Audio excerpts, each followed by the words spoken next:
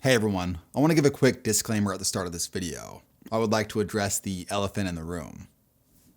Me. In my last video, I made a rare on-camera appearance with the use of the green screen behind me, and the response was mixed to say the least. So I'd like to quickly explain myself. I've been doing this channel for almost 9 years, which is insane, and I appreciate all of you who've been rocking with me. Now with that said, at times I've just wanted to add a little something or switch things up, if you know what I mean. And I think this with the green screen just helps me add a little spark to the editing process, at least on my end. I understand it's a bit weird to see my face after all these years, but hear me out. With the rise of AI content, it's becoming harder and harder to stand out. Plus, I just would like to try to make more of a connection with you guys and be able to share more anecdotes, opinions, and personal stories. I just personally feel like this will add more flavor to the videos. Look, there's gonna be certain style videos that I probably won't use this on, but I am gonna try this out for a little bit. And if after a while y'all still absolutely hate it, then I'll think about ditching it. But for now, just give me a chance and we'll see how it goes. Okay, with that said, let's get to the video. Let me ask you this question. Say you're an adult, and one day, out of the blue, you decide you want to play a sport you've never played before. And then you ask yourself, despite not playing my entire life, could I make it to the pros? The question is so absurd that most people would laugh in your face at its mere suggestion. But for a delusional dreamer like me, it piques my interest. Like many athletes, I am delusional and think I'm more athletic than I really am. And let me give you an example. So, despite never playing hockey or really ever ice skating, my dumbass really thought that if I worked hard enough and I picked up this new sport and trained regularly, that maybe I could make a run at some semi-pro league or something. Well, after 2 years of getting my butt whooped in beginner leagues, I had that realization that I wasn't going very far with this sport. Now, to go back to my initial question, it has happened, albeit very rarely, and by people who were way more athletic than I am. Also, let me be more specific. I'm talking about very popular professional sports in America. If you didn't play cornhole till you got to college and you made it on ESPN, dope, that's cool, but I'm not talking about that. Let's focus on the big 5 sports in America. If you don't get the fundamentals down for baseball, soccer, or hockey at a young age, you have no shot of becoming a pro. These sports are so technical in nature compared to just raw athleticism. I found very few examples of pros who didn't play the game as kids. Lorenzo Cain didn't play baseball until he was around 16. Ed Janofsky is a famous hockey example, but he was still just 11 years old. Basketball is just as technically difficult as those other sports. But there is an exception. If you happen to be freakishly tall, you may have a shot. The most famous example I could think of is Dennis Rodman, who had graduated high school at 5'11" and had never played on an organized basketball team. Then he grew to 6'7", and 3 years later, he was playing in the NBA. As amazing an accomplishment as this was, he did play basketball earlier in life, just not very well. Now, of these top 5 most popular sports in America, the most popular, American football, is probably the only realistic one that someone could never have played before and make it to the NFL. With the large number of positions that you can play in the NFL, some are easier to pick up on than others. Here's my attempt to list NFL positions from the least to most difficult to learn and play with little to no American football experience. In Tier 5, we have kickers, punters, and long snappers. These positions are so unlike the rest of the game that many people don't even consider them actual football players. It's not out of the ordinary for kickers and punters to have played soccer or rugby as their primary sport before the NFL. Tier 4 is a big leap in difficulty over Tier 5. We have returners, special teams gunners, D-line, and running backs. These positions, although tough physically, don't require a ton of knowledge of the game to succeed. A D-lineman can be told simply to plug a hole or bull rush, and a running back can be told in the huddle what hole to hit when getting the ball. In Tier 3, and the bulk of the positions, we have interior O-line, linebacker, receiver, tight end, and safety. These are all difficult and demanding positions that require a more cerebral understanding of the game, more assignments on the field, and playbook knowledge along with the physical elements. In Tier 2, we have corners and offensive tackles. These positions demand everything the other ones need, along with even more athleticism and skill. Corners have to be able to cover receivers who vary widely in size and may run as fast as a 4.2 40. Tackles are by far the most athletically demanding position in the trenches. They are often out in space trying to block some of the best big athletes in the world. And lastly, in Tier 1, we have quarterbacks. This is the most difficult position to play in the pros, and it's not close. Now, we've seen a few examples of players with little to no experience make it to the NFL in Tiers 3 through 5, but to the best of my knowledge, we had never even seen a player attempt to play quarterback, corner, or offensive tackle, having never played the game before. Until this guy. Back in 2018, NFL executives were mesmerized when they saw video clips of Jordan Mailata playing rugby. And if you ever needed more proof that men aren't created equal, here you go.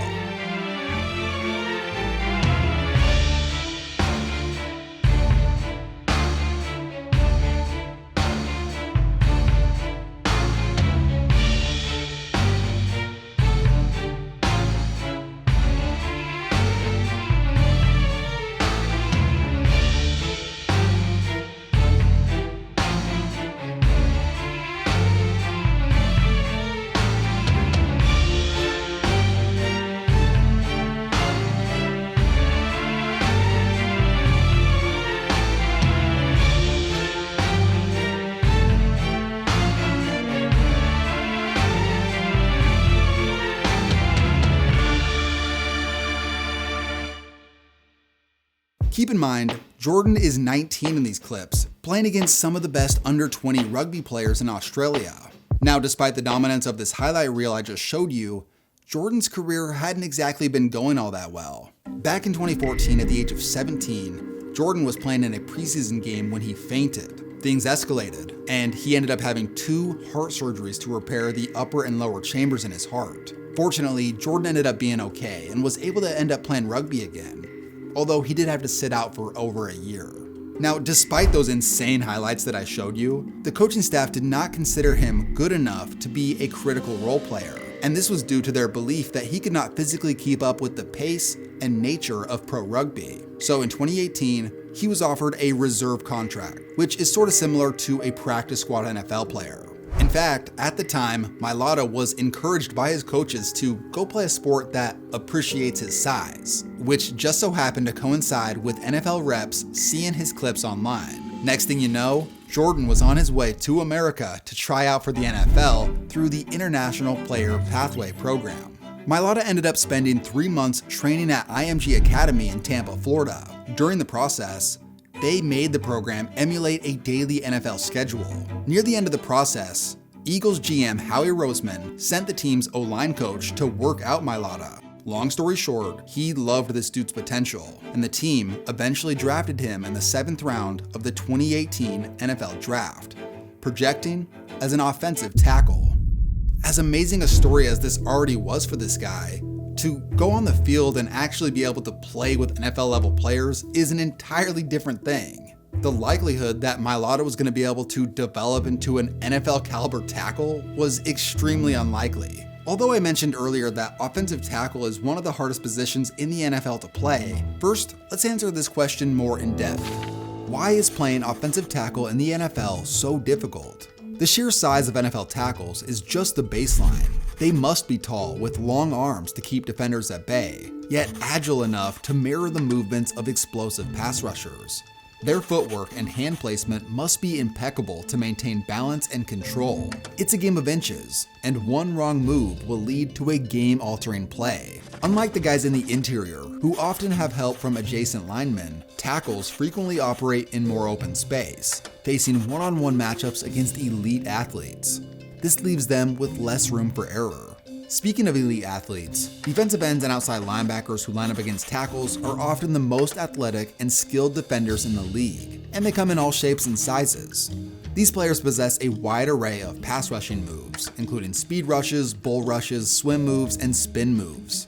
On top of that, defenses rotate players all the time, meaning you get multiple fresh bodies with differing skill sets that you have to put up with. Beyond the physical elements, tackles must have exceptional football IQ. They need to quickly recognize defensive schemes, anticipate blitzes, and adjust their blocking assignments on the fly. A single mental lapse can have significant consequences. On top of all of that, when you play blindside tackle, which is usually left tackle, you have zero room for error since the quarterback cannot see the potential defender. A tackle who gives up just 1 sack a game is not going to be in the NFL for long. Let's add to this that offensive linemen can barely practice how they used to because of modern practice rules. So the preparation for game speed is more limited than it's ever been. And all of this doesn't even factor in injuries. People have complained in recent years about how bad tackle play has been in the NFL, and wonder why it's so hard to find tackles. Well, this is why. To find a guy who checks all these boxes and can do it at a high level is pretty rare. And even though Mailata was a man amongst boys, back in his rugby days, he wasn't playing against too many guys that looked like Myles Garrett. And in rugby, they rarely resemble the way offensive tackles need to move. So like I said, Mailata was drafted by the Eagles in the 7th round of the 2018 NFL Draft. Right away, adversity struck. Mailata said from the beginning that the biggest mental hurdle was learning the playbook. He called it, quote, a different language. Then, after making the 53-man roster, Mailata didn't appear in a game, and by the end of the season, he had landed on IR for a stress fracture in his back. Then, in 2019, he spent the entire season on IR because of another injury. At this point, a 7th-round pick who misses 2 seasons mostly due to injuries is most likely going to get cut. However, just like the city's basketball team, the Eagles decided to trust the process. In 2020, Mailata began the season as a backup. Then, in week 1, starter Jack Driscoll left the game with an injury, which led Mailata to playing in his first ever football game of his career. Well, then now Jordan Mailata, the 7th round draft pick of 2018, the rugby player, never played a down of football. He looked massive. Physically, he looked the part and held his own at right tackle for that game. 3 weeks later, he would get his first start, this time at left tackle. And it turned out, this dude could play.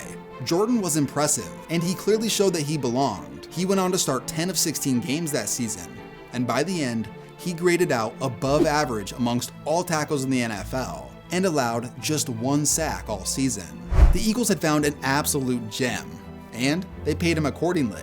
Following his first ever season of playing in actual football games, Mailata signed a 4-year, $64 million contract with $40 million guaranteed, and he was named the starting left tackle for the 2021 season. This was the stuff of legend, an absolute unprecedented piece of sports history, and it was truly a beautiful moment for Jordan and his family. But what's crazy is, he was just getting started.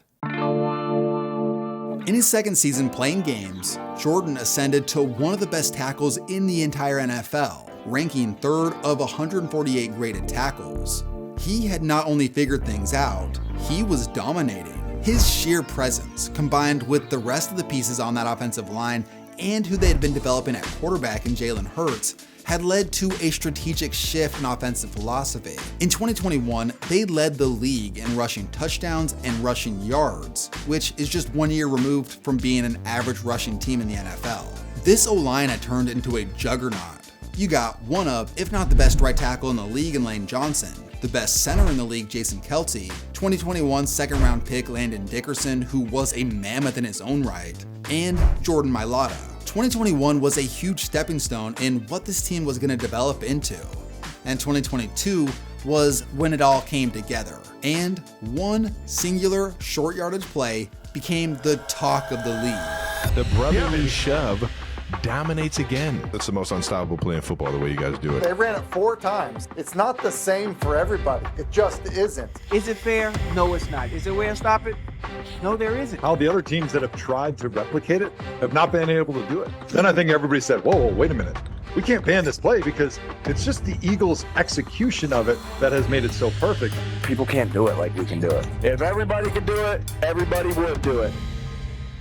The brotherly shove, or better known as the tush push, took the league by storm. Back in 2022, who knew the most talked about reoccurring play would be a quarterback sneak? The Eagles had taken this short yardage play to another level. The typical quarterback sneak on its best day worked 80% of the time, but the Eagles version became a virtual guarantee, working 93% of the time. No play in the history of football had ever been that successful, and when they ran it, it seemed like they not only converted, but easily gained more than they needed, even when the defense knew it was coming. The Eagles had devised the perfect play after consulting with Richie Gray, a Scottish rugby coach. This Scottish guy came in and he's talking to Jeff Stoutland, and Stout was like, you know, what would you do to try and stop this? Like, how would you stop this play? And the guy says, Coach, there ain't nothing you can do to stop it.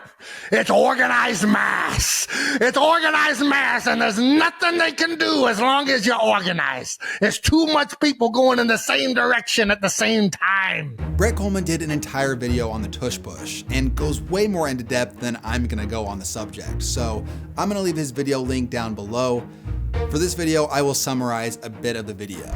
The play works because of 3 factors. Number 1, the role of the Eagles' left tackle, left guard, and center. Number 2, the role of Hurts and his upbacks. And number 3, the role of the defense. Now, while the second and third factors are important, I'll just focus on the O-line's perspective. The basic strategy is Kelce, Dickerson, and Mailata would make a spear to wedge into the defensive line. The job of the center guard and tackle is to get low, back parallel, hands on grass, shoulders welded together, and churn forward as one combined entity. And no one else can replicate how well Philly does it because they just don't have what Philly has. Most times, the play goes behind Dickerson and Mailata since they are freakishly big. There is no guard tackle combo in the league that is this big and strong. Even when the play tries to go right, Hurts is often pushed back left. When you have a 6'8", 365-pound Samoan bear crawling to move defenders out of the way, good luck finding anyone that can stop him. The play has been so unstoppable that it was nearly banned, but owners voted to keep it, which resulted in the Eagles YouTube channel posting a 26-minute video of just tush push highlights. Funny enough, Mailata hates the name. Listen guys, as in terms of them banning the tush push, I hate that name, so I hope they do ban it. It's a stupid name. If you want to talk about all-time draft hits, then Jordan Mailata has got to be in the conversation. After never playing the sport until the age of 21, this dude developed into not just one of, but the best left tackle in the NFL according to Pro Football Focus. 5 years of playing in games, and this dude had reached the pinnacle. He became the best left tackle in the league, he's one of the highest paid offensive linemen ever, and he helped create one of the most unstoppable plays in recent NFL history. And that's not to mention the fact that this last season in the NFL, he helped Philly win the Super Bowl. Talk about an amazing career. Now let me leave you with this. His real first name is Lafoga, and when he was being named, his parents allowed his 10-year-old sister to choose his middle name. She chose the name Jordan because of Michael Jordan, which is fitting considering how incredible Jordan Mailata has been as an athlete.